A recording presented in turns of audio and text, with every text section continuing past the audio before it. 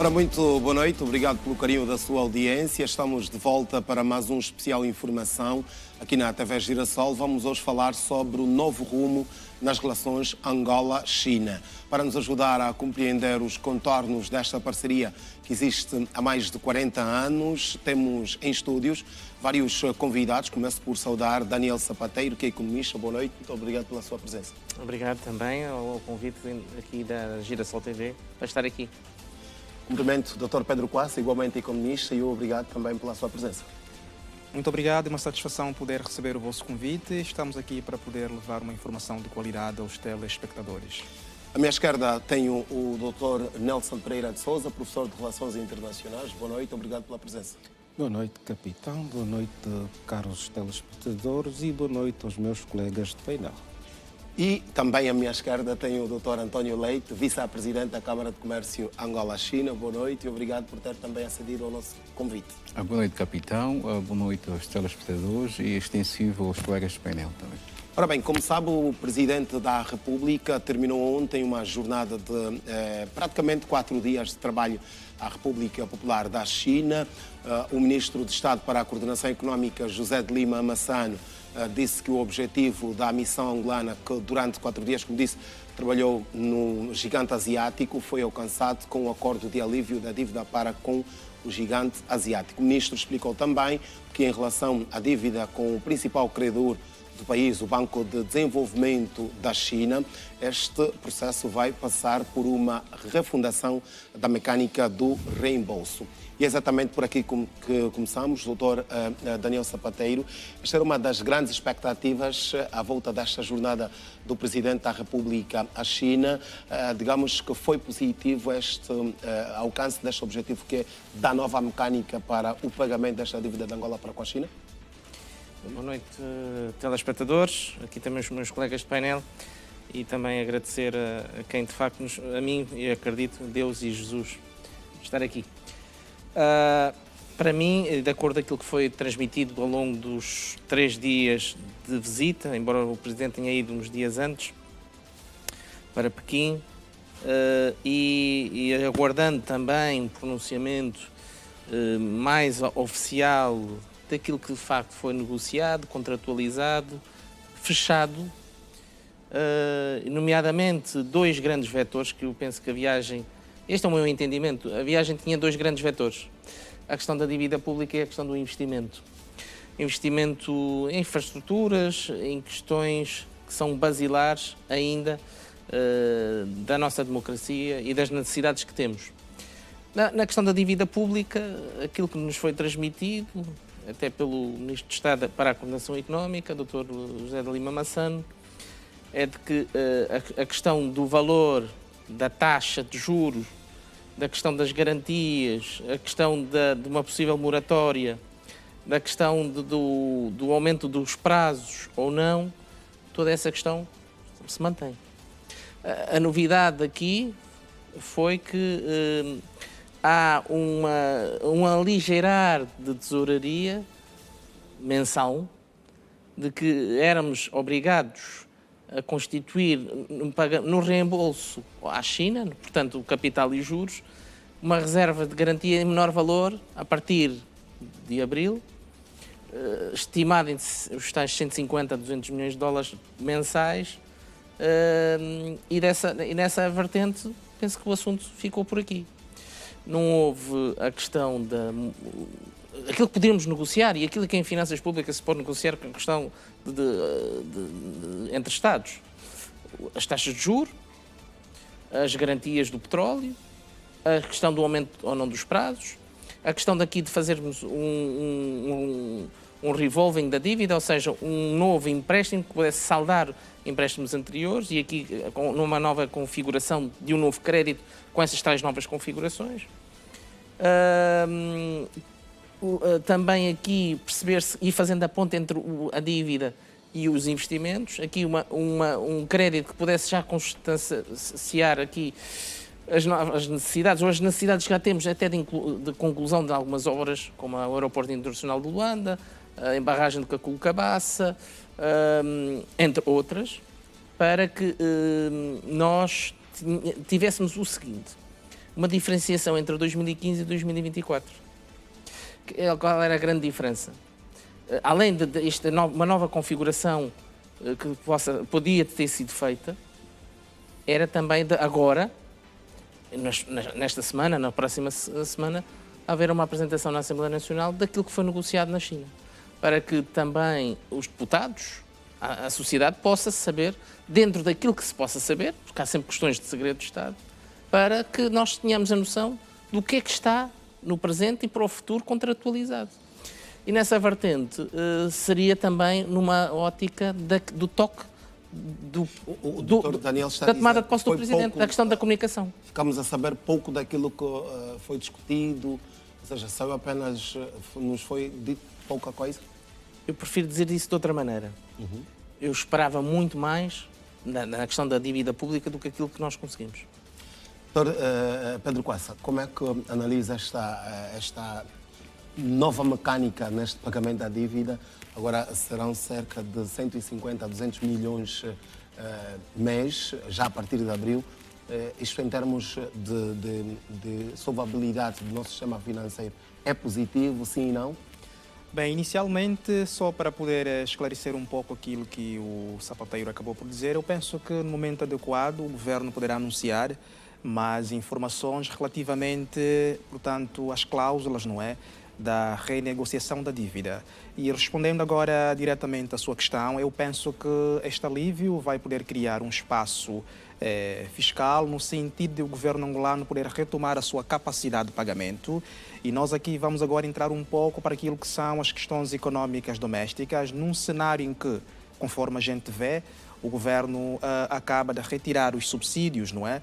Sobre os combustíveis, tanto sobre o óleo diesel quanto sobre a gasolina especificamente. A forma com que o governo angolano pode, portanto, mitigar os impactos negativos desta medida sobre o custo de vida é justamente usar, não é, este alívio fiscal que agora vai conseguir com a renegociação da dívida com a China para poder ampliar os programas, por exemplo, de transferência de renda. Acredito que foi uma viagem positiva neste sentido, porque o governo angolano precisava, até certo ponto, fazer isso. Qual é o fato que leva com que os países em desenvolvimento não possam endividar-se tal como os países, por exemplo, avançados? É o fato de, por exemplo, terem uma moeda relativamente fraca e, sobretudo, a composição da própria dívida pública desses países ter uma componente externa muito grande, daí que a taxa de juros internacional, a indexação também em relação ao câmbio, e quando olhamos para a fraqueza das moedas dos países em desenvolvimento, vemos que isto pesa muito mais para os países relativamente atrasados do que para os países avançados. Neste momento, por exemplo, quando a gente olha para a dívida pública americana e japonesa, nós vemos que é muito alta proporcionalmente àquilo que é a capacidade de produção desses países. No entanto, quando a gente olha para aquilo que é o poder e a robustez dessas economias, o nível de risco país é relativamente mais baixo, o que faz com que gozem de um grande prestígio junto aos credores internacionais. Daí que fazia-se muito necessário o deslocamento do governo angolano à China para poder tratar esta questão e poder criar toda uma atmosfera fiscal que possa permitir com que o governo retome a sua programação, sobretudo de investimentos privados. Muito bem. Professor Nelson Pereira de Sousa, no quadro daquilo que são as relações internacionais, desde 2018 que o Presidente, ou seja, a última vez que o Presidente da República esteve na China foi em 2018, esta ida agora em 2024 passa um sinal de um momento de refazer, ou seja, a intenção de refazer esta parceria estratégica, como dissemos, existe há mais de 40 anos. Recomenda-se este reaproximar entre Angola e a China? Bom, é mais do recomendável em função do resultado que foi adquirido. Nós precisamos deixar assente de que, primeiramente, esta relação, mais do que o seu tempo, estamos a ver que ela é escalável. A relação é escalável porque há espaço para crescer, já que o Estado chinês pode satisfazer muito melhor o Estado angolano nas suas necessidades, e isso ficou demonstrado. Escalável também no sentido do convite que Angola passa a ser um parceiro global estratégico. isso tem uma dimensão sem igual. Isso quer dizer que Angola é convidada a deixar de estar nos países periféricos, a passar para um país que deixa de ter limitação estratégica, porque o mundo hoje está com um problema de soberania estratégica dos países, em que a sua soberania depende muito da ação dos países que estão no eixo da governação mundial. Aqui, no caso, vamos falar os Estados Unidos, muitos países ocidentais, como a Inglaterra, a França e a China, ao convidar Angola para fazer parte como um parceiro global estratégico, vem levantar a autoestima de Angola e apresentar Angola como um parceiro credível. Aqui há a intenção de dizer que Angola, até hoje, os contratos com a China foram viáveis e se recomendam. Se recomendam porque aqui está-se a trabalhar na questão de poder encontrar prazos mais longos para amortização da dívida. Mas é preciso também deixar assente que a China é aquele país que até hoje é o que mais ajudou Angola. É aquele que, sem grandes exigências, sem grandes condições, está ali de mão para emprestar. Agora, o que é que nós temos que fazer? Será que no passado estávamos preparados para receber todo o dinheiro que recebemos? Já temos experiência, há um processo. Agora, com essa nova demanda, acredito, melhoramos as condições de receber ainda maior financiamento. Mas é aquilo que eu digo aos meus estudantes. Nós temos que olhar Angola do ponto de vista de investir o país. E esse investimento nós não podemos perder lucro. Nós temos sempre que lucrar. E lucrar como? Como é que nós podemos pagar a China? Só com petróleo? Será? Nós temos outros minérios em Angola. Por que não estudar a carteira do Planageu, que está aí, para encontrarmos outros minerais que podemos pagar rapidamente ou amortizar a dívida com a China? Isso é que nós temos que trazer aqui como senso. Porque vir para cá para poder dizer coisas de senso comum, eu peço desculpa, mas não vou fazê-lo. Eu desafio o Estado angolano no sentido de estrategicamente sentar-se com a China e ver prazos mais curtos de amortização, mas dando outros minérios que a China pode explorar. Angola tem minérios raros que podemos pagar. Essa dívida com a China não é só o petróleo, nós temos ouro, nós temos zinco, temos muitos materiais minérios que faz falta à China.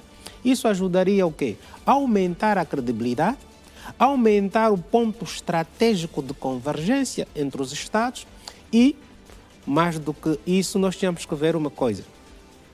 Nós rescindimos o contrato ou mudamos a modalidade de pagamento à China. Anteriormente, nós pagávamos com petróleo.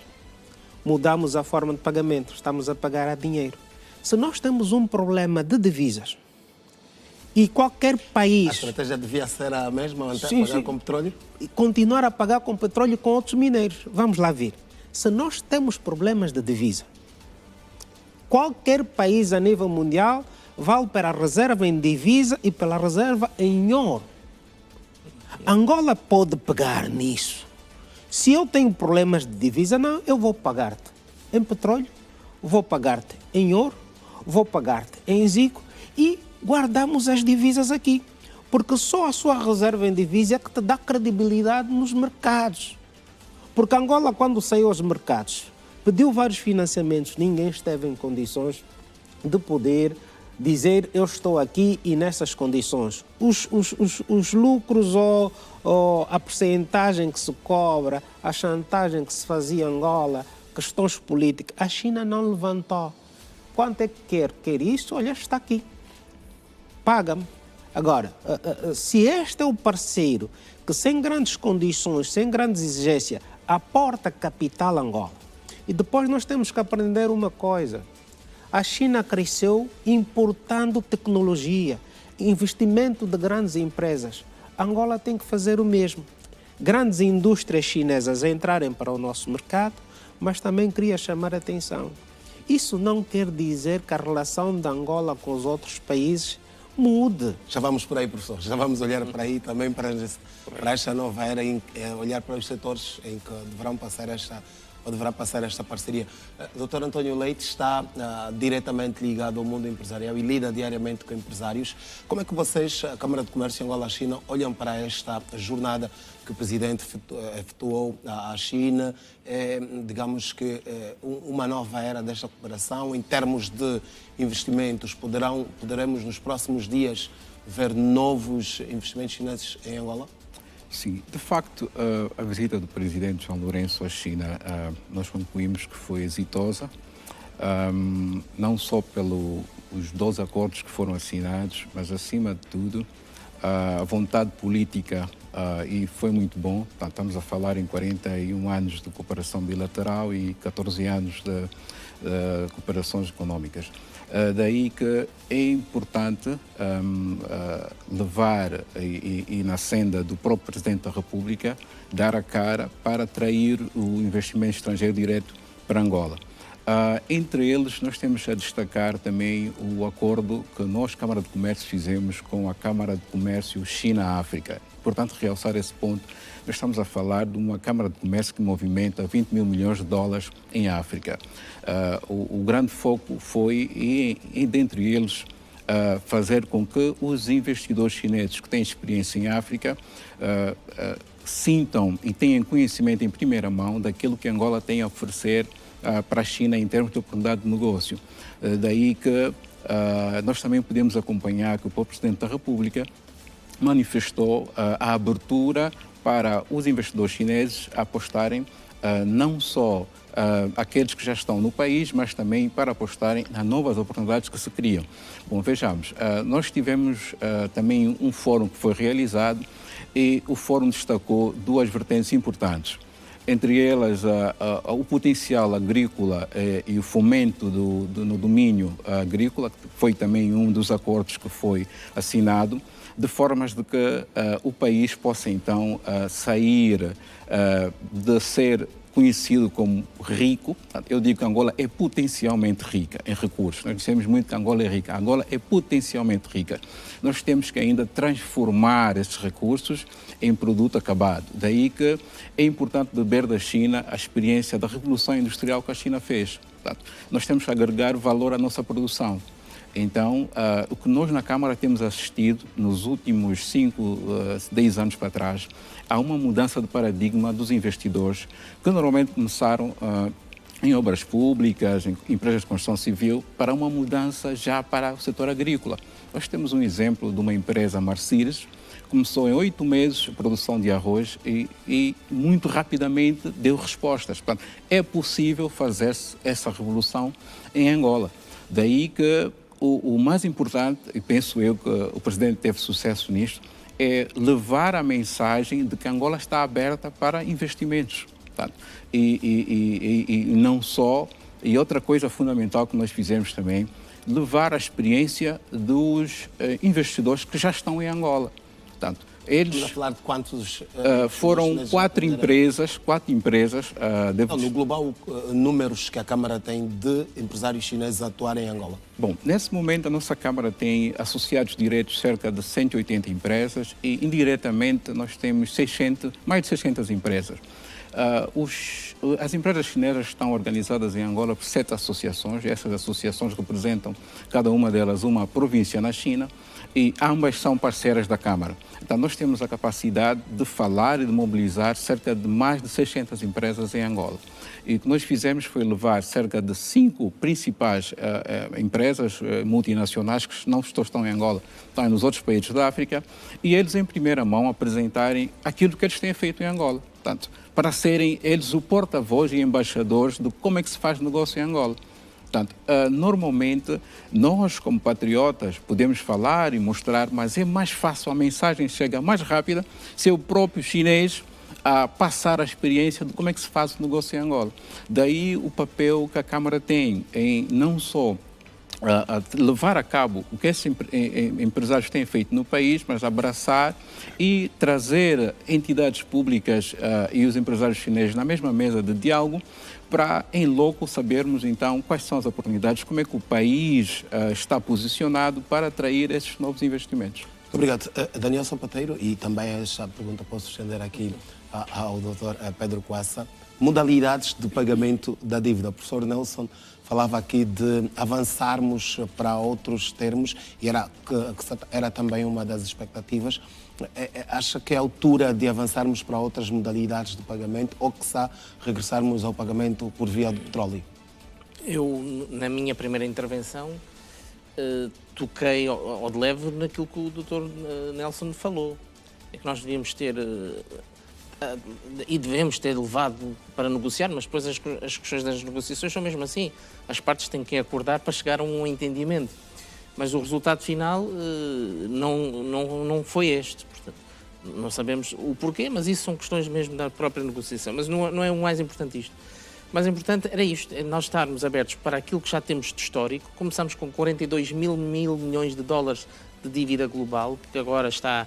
E é uma dívida certificada entre as partes de 17 mil milhões de dólares, para aquilo que realmente ainda vamos necessitar para o futuro de novas obras, infraestruturas, reformas estruturais, e com isso nós podermos olhar para uma futura, um saldo da dívida pública externa com a China, englobando aqui outro tipo de garantias. Por exemplo, o doutor falou do seguinte, bom, o petróleo, que já é garantia hoje de pagamento, mas podíamos ter levado outros minérios, é verdade, e com isso poderíamos fazer aqui, além de uma nova modalidade, gerir o seguinte, se a nossa dívida está em taxas de juros fixas ou variáveis, 70% são fixas, podíamos ver aqui esta questão, podíamos ver a questão dos prazos, alargar aqui os prazos ou com carências de capital e de juros ou ambas, para podermos aqui desafogar realmente o Tesouro Nacional. Mas se alargar os prazos, não estaríamos a olhar para um juro... A questão dos juros não seria... Eu vou-lhe responder da melhor forma. Os 150 milhões de dólares, 200 milhões de dólares, são 0,0 qualquer coisa por cento do PIB, da nossa riqueza. Não faz, não amortece realmente as necessidades que precisamos inclusive para as reformas estruturais. Eu toco muito neste assunto. Nós temos que fazer reformas estruturais na justiça, na saúde e na educação. Estas três. Mudaremos o país com todos os outros países que querem investir no nosso. Se não fizermos essas reformas estruturais, provavelmente nós não vamos ter a potencialização de todos esses dinheiros, desculpa aqui a expressão dinheiros, que entrarão e que também depois sairão por via de dividendos e outro tipo de formas.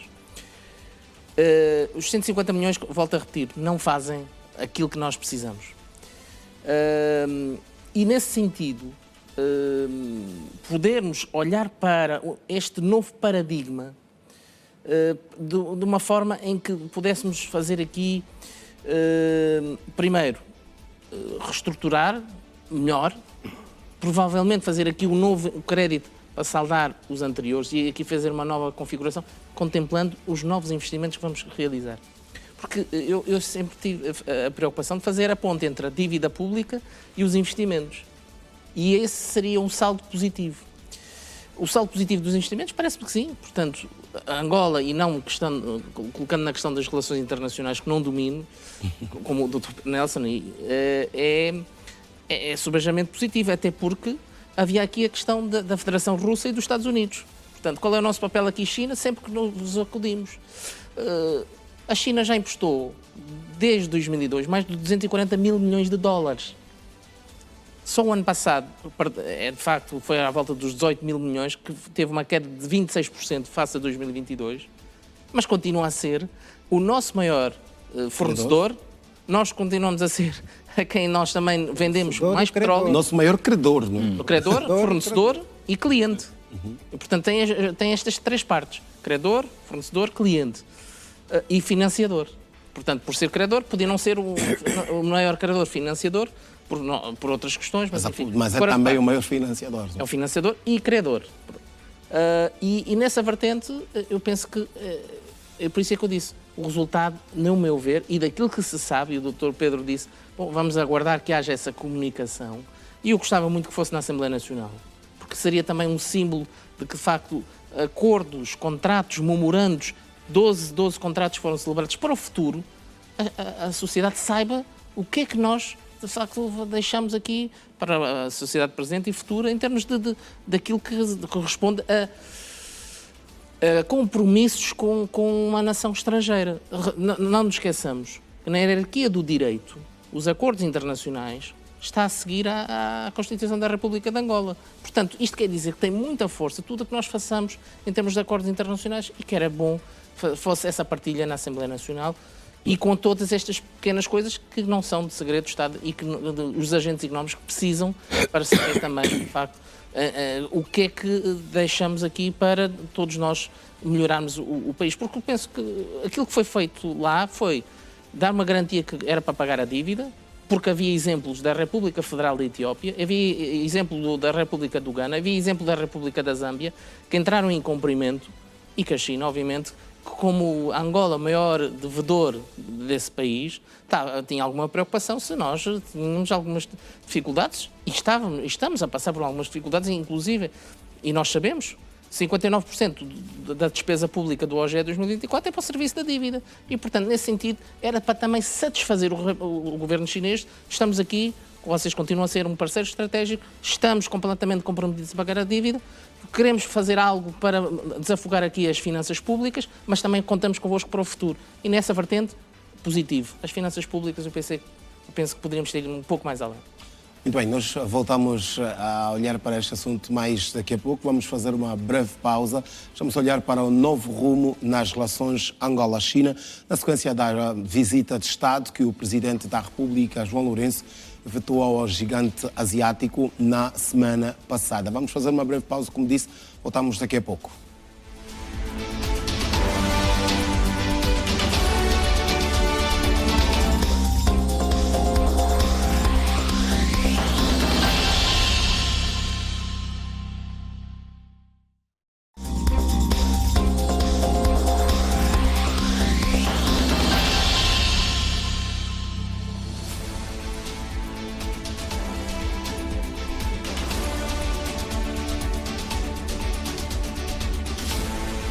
Então, votos renovados de muito boa noite. Estamos de regresso para a segunda parte desta especial informação.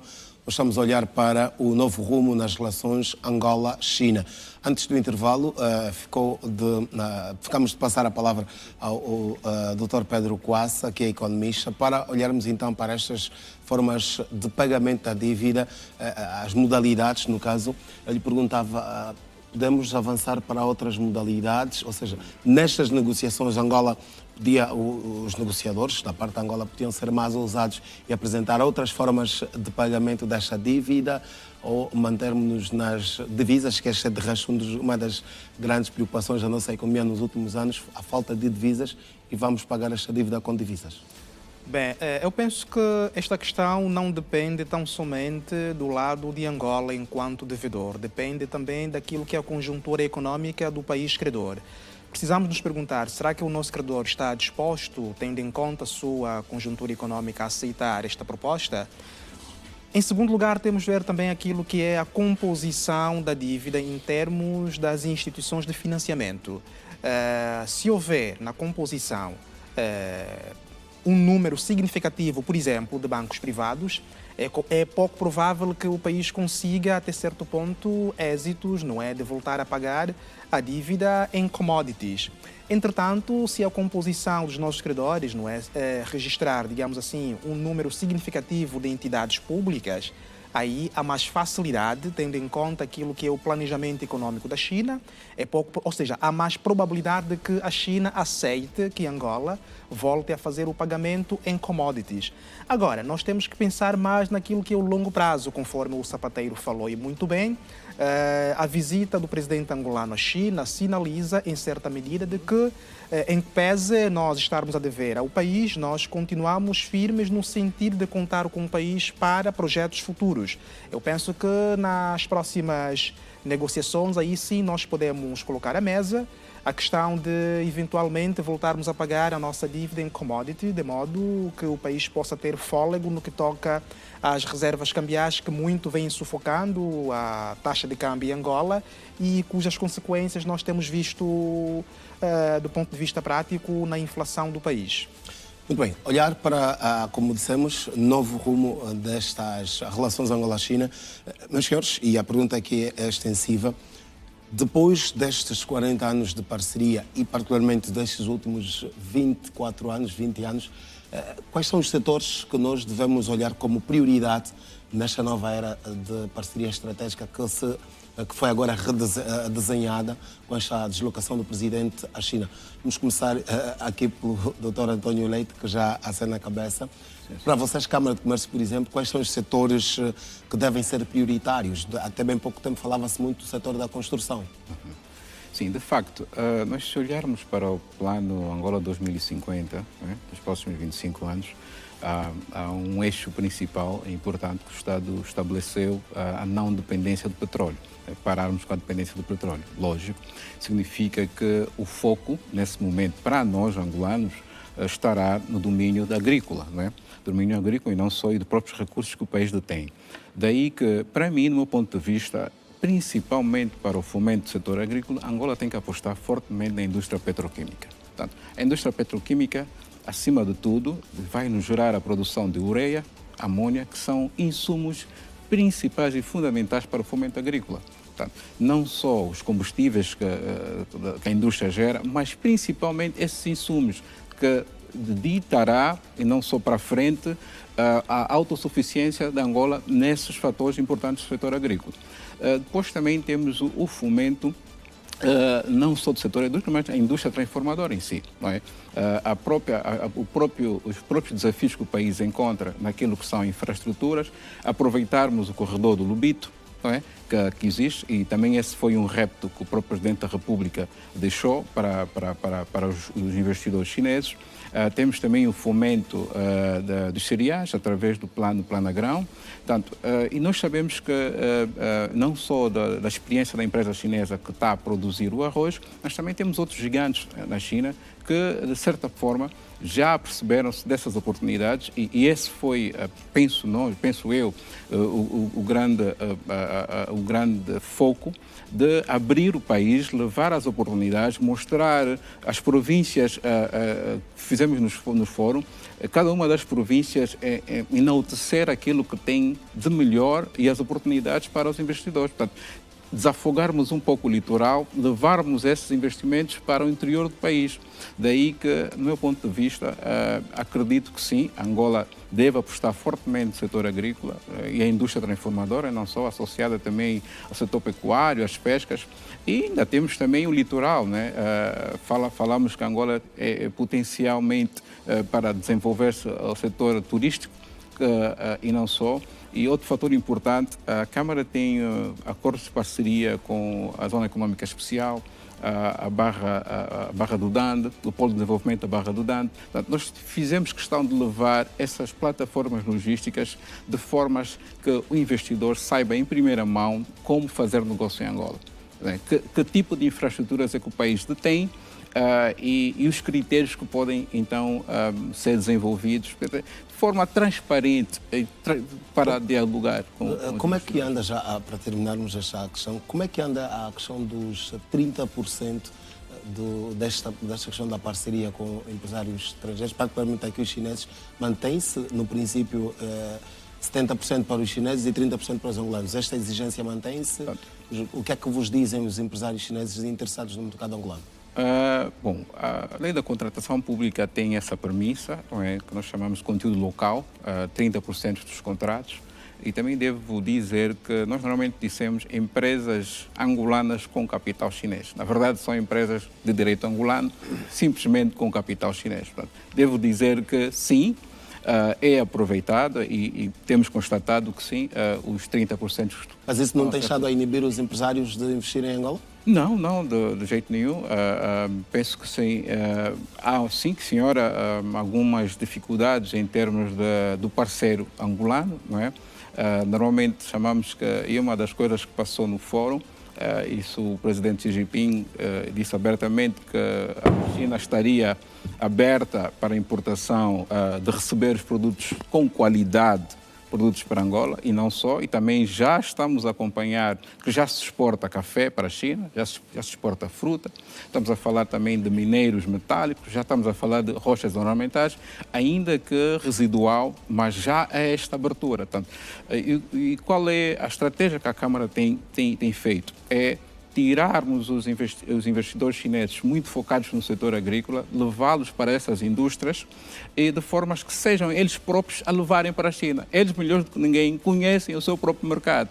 Então, esta é a nossa aposta e agora, com essa abertura que o país fez à China, estamos cientes, dentro dos acordos que nós também assinamos, estamos a falar um potencial de 20 mil milhões de dólares que poderá ser aproveitado também para o país. Professor Nelson, novas áreas de investimentos que os chineses podem aproveitar aqui no mercado angolano. Nós, por exemplo, desta visita falou-se inclusive do setor farmacêutico, é também por ali onde devemos avançar? Bem, por via das áreas de engenharias, eu tenho uma forma diferente de processar. Tenho uma forma diferente de processar. Vamos lá ver. Nós temos que abrir o leque. Nós, abrindo o leque, estamos a trazer maior probabilidades, maior possibilidades de atrair investimento, de atrair empresários para virem cá.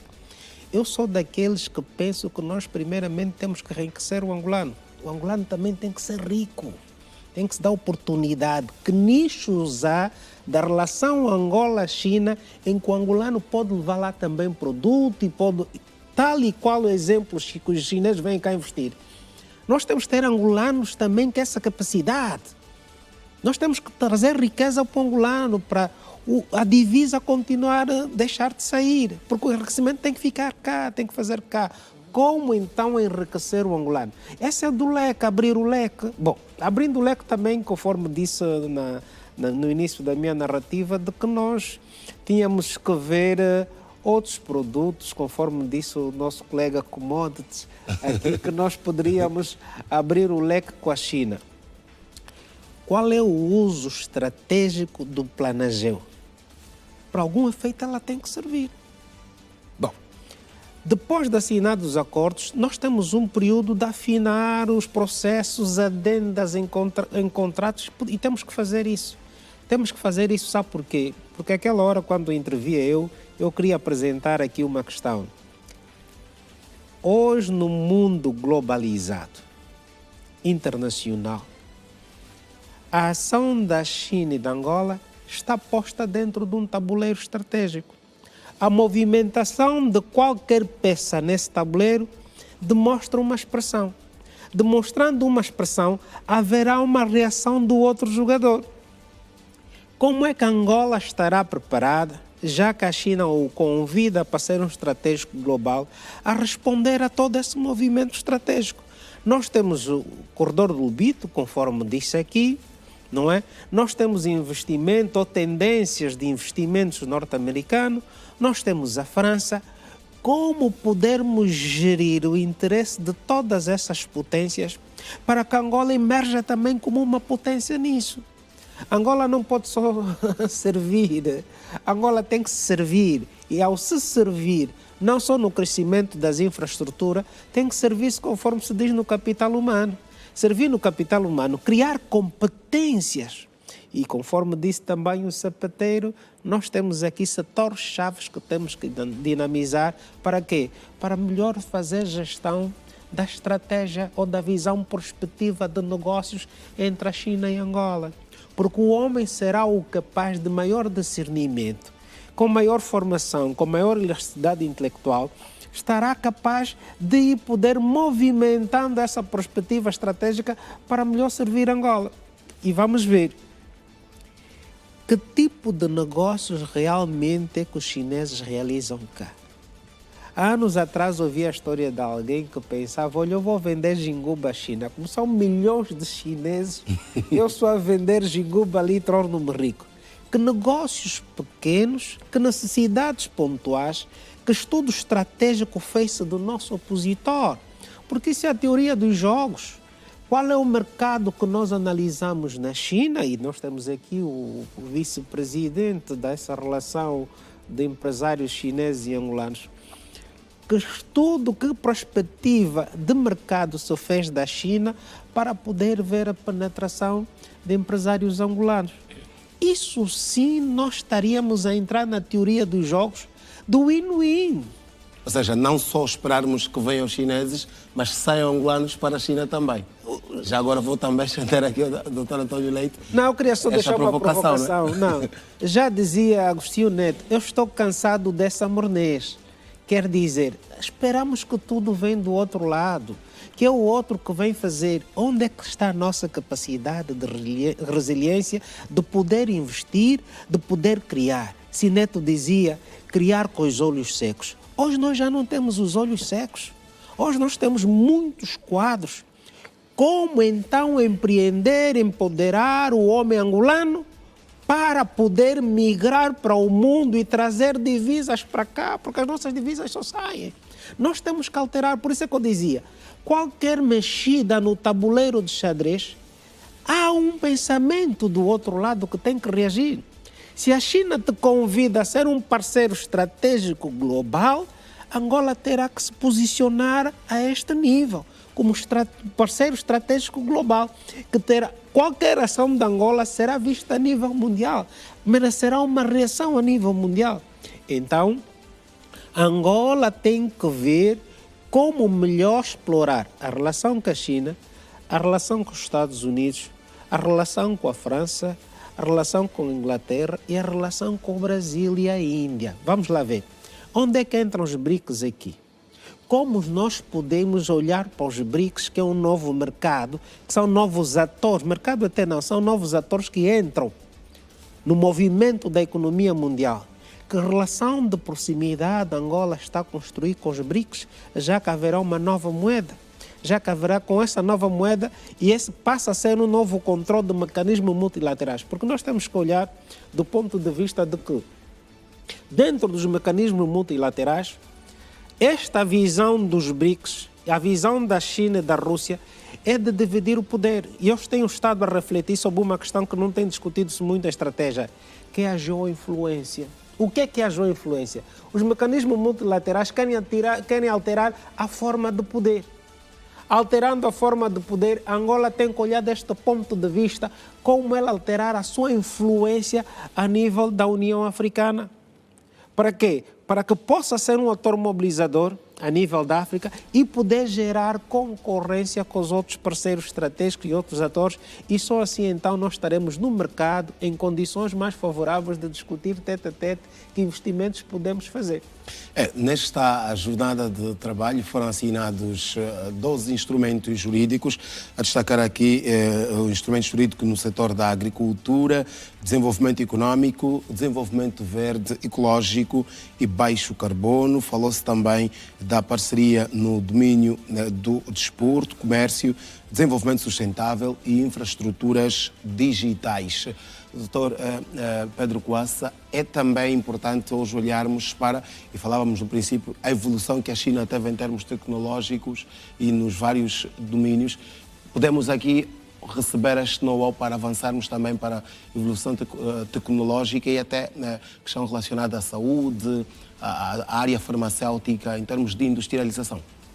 Sim, a relação com a China, ela nos traz um conjunto de benefícios pelo fato de que a China, em que pesa o seu nível de crescimento rápido, ainda partilha um conjunto de dificuldades sociais muito grande com grande parte dos países em desenvolvimento. E é um país que ensina ao mundo subdesenvolvido de como um país, até cerca de 30, 40 anos atrás, era extremamente pobre, uma indústria muito arcaica, atrasada, em se tornar, portanto, um grande player no cenário internacional, especialmente no domínio do comércio internacional. O que a China fez, em primeiro lugar, e se nós formos a olhar aquilo que é o padrão de crescimento econômico da China, nós vemos que a China é uma economia baseada fundamentalmente na exportação. Daí que hoje a China é basicamente o chão de fábrica global do mundo. Mas para isso foi necessário um grande investimento em educação. Conforme falou o colega de Relações Internacionais, a mão de obra é extremamente importante. Para nós podermos explotar aquilo que são os benefícios do investimento chinês, nós temos que entender como é que o investimento direto estrangeiro se move no cenário internacional. Um investimento para poder acessar um determinado mercado, ele olha primeiramente a caracterização daquele mercado. É muito pouco provável para os países africanos, sobretudo a sul do deserto do Saara, atraírem um investimento com alto conteúdo tecnológico, tendo em conta que os países africanos, neste eixo, dispõem de fracas capacidades tecnológicas nacionais. Daí que estes países não que estejam condenados, não se trata de um determinismo, mas neste momento em particular é muito difícil atrair este tipo de investimento, senão aquele investimento que vai em busca de commodities, sobretudo agrícolas, minerais e energéticas, para poder financiar o crescimento da China. Outro ponto que a China fez durante o seu período de rápido crescimento nos últimos 40 anos foi justamente a criação de um conjunto de zonas econômicas especiais e zonas de desenvolvimento econômico. São aglomerações produtivas que normalmente têm de ficar longe do centro, ou seja, longe da faixa litoral, para poder justamente levar o desenvolvimento ao interior. Entretanto, aqui volta a se falar num aspecto fundamental, que é o esforço tecnológico interno é muito importante. Por exemplo, para a China poder instalar uma fábrica de processamento de fármacos num país em desenvolvimento... Como é o caso de Angola? Exatamente. É necessário que haja algum grau de pesquisa em Angola, tanto na perspectiva da pesquisa pura, tanto na perspectiva da pesquisa aplicada e, sobretudo, na perspectiva da pesquisa e desenvolvimento tecnológico. Porque uma multinacional, para entrar num país com este tipo de investimento, ele busca também poder assimilar algum conhecimento tecnológico que o possa habilitar no cenário internacional para poder ter ganhos, portanto, de produtividade. Portanto, nós temos... E o nosso mercado não está preparado para este tipo de investimento? No momento não, mas nós podemos sim criar um conjunto de condições para que no curto prazo não, no médio e longo prazo possamos criar esta base para poder atrair este tipo de investimento. Capitão, bom, conforme disse há pouco tempo, eu venho das engenharias e eu durante alguns anos fui decano de uma faculdade. E neste período, quando fui decano da Faculdade de Engenharia, nós fizemos muitas feiras. Nós temos muita invenção nesse país. Nós temos muita cabeça pensante nesse país. Agora, nós não temos a oportunidade de publicitar, de investir nestas pessoas que pensam. E olha, a maior parte dos inventores no período que eu fui decano, que eu entrei em contato com eles, nem ensino médio tinham. Então, as grandes empresas de tecnologia podem vir cá sim. Podem vir cá sim. A exemplo, nós temos institutos médios de telecomunicações, temos um instituto aqui na zona do Rangel, o ITEL, que tem estado... Os jovens têm estado a apresentar trabalhos que realmente já ganharam até concursos internacionais. Então nós não podemos ter medo de fazer este desafio. É somente oportunidade, publicidade, que nós vamos conseguir entrar para este mercado. Eu também conheço alguns angolanos que estão lá fora e que andam nisso. Mas o que é que acontece aí? Quando tu entras para um centro de investigação científica lá fora, todo o trabalho que tu inventares, ele já não é seu, ele passa a ser do centro de investigação científica, por isso não há expressividade da invenção daquele angolano. Então, o que nós temos que fazer é aceitar e atrair para cá, porque vão trazer novos saberes, vão interagir com os saberes existentes e dos saberes existentes vão emergir novos entendimentos. E isso é bom. Porque nós temos as universidades que têm carência desse tipo de relação. Porque muitos dos trabalhos de final de curso que é feito aqui, depois é colocado num contentor, é armazenado. Não se dá utilidade aos estudos, às tantas monografias que apresenta. Para onde é que vão as monografias?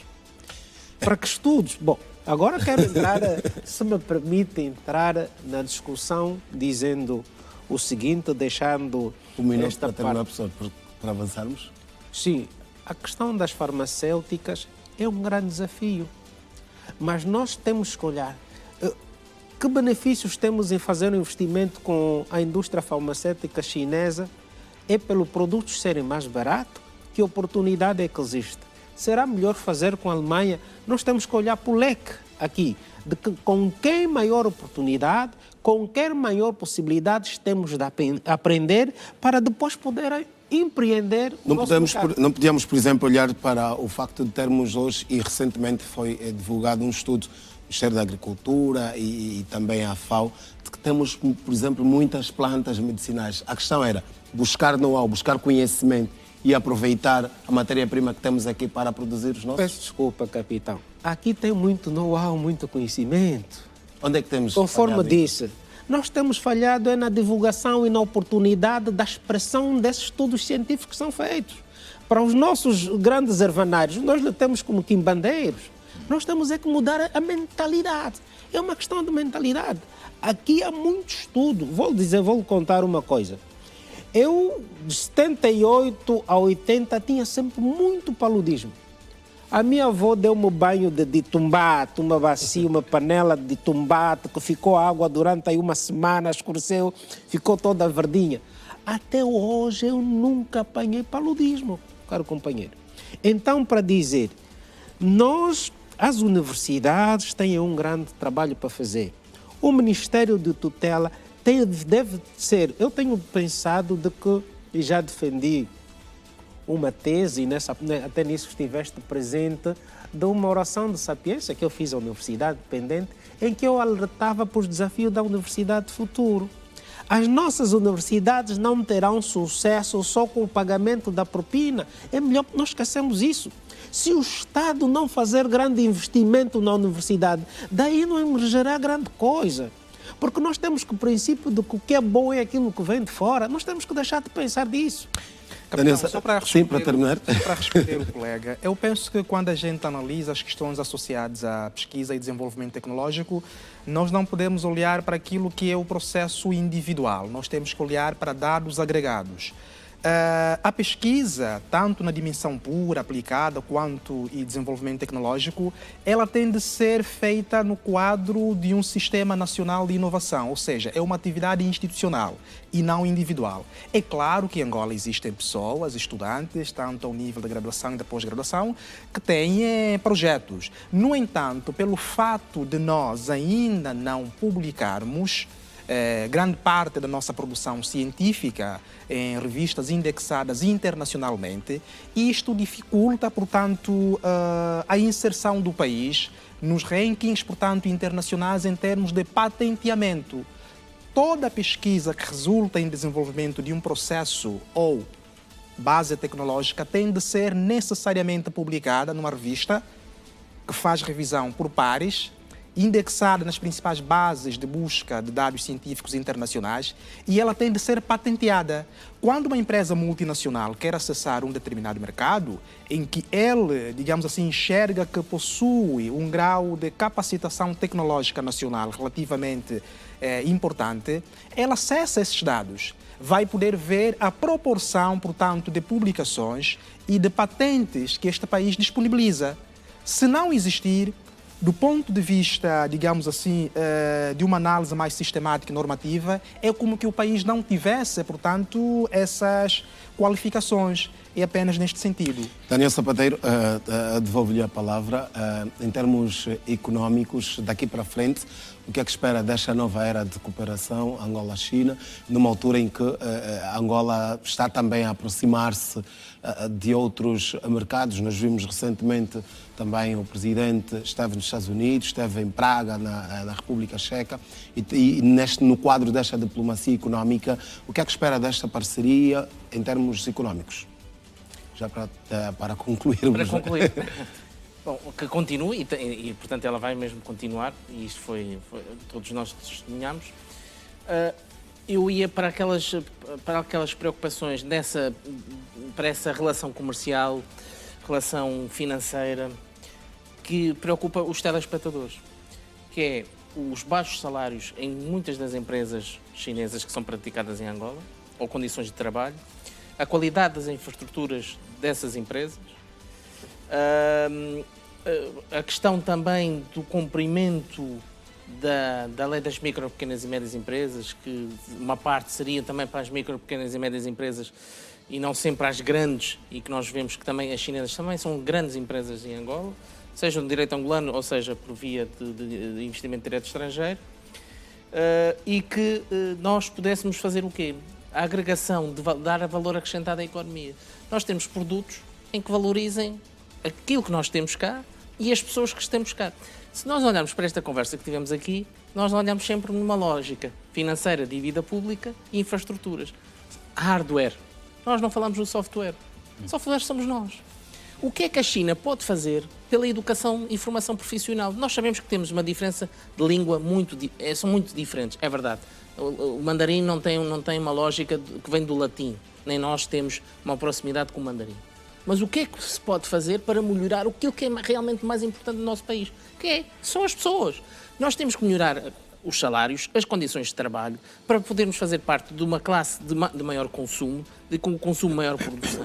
E nós podemos fazer o quê? Aquilo que o Dr. Nelson disse também. É que nós não podemos ser clientes da China para trazermos com meia dúzia de contentores quando temos divisas para comprar essas mercadorias e trazermos esses contentores para Angola. Nós não podemos ser este tipo de oportunistas porque as mercadorias na China são mais baratas, porque temos estas relações que já têm lá angolanos na China ou já temos contactos, como temos no Dubai, para fazer este tipo de transações que não valorizam o país e que só saem em divisas. Se for isto, então nós temos muito para melhorar nos próximos anos. Porque o capital humano tem que estar aqui no centro desta relação entre os dois países, com as suas diferenças. E aí eu percebo que toda esta dívida, muitas das vezes parece uma dívida que não cria externalidades positivas, como nós economistas gostamos de dizer, ou seja, não trouxe aqui valor acrescentado para a sociedade, e que nós continuamos a marcar passo naquilo que realmente é. Nós temos que fazer a reforma estrutural mais importante desde 1975. Que é a reforma na educação e na formação profissional. Muito obrigado. Dr. António Leite, para terminarmos, nesta deixa da questão das preocupações que têm a ver com as empresas chinesas. Que preocupações é que vocês têm estado a receber dos trabalhadores dessas empresas, em termos, por exemplo, de salários e fala-se também de maus tratos? A Câmara tem números destas preocupações e que outros, em termos de intenções de investimentos, vocês estão a receber hoje de chineses? Falarmos, por exemplo, em valores quanto?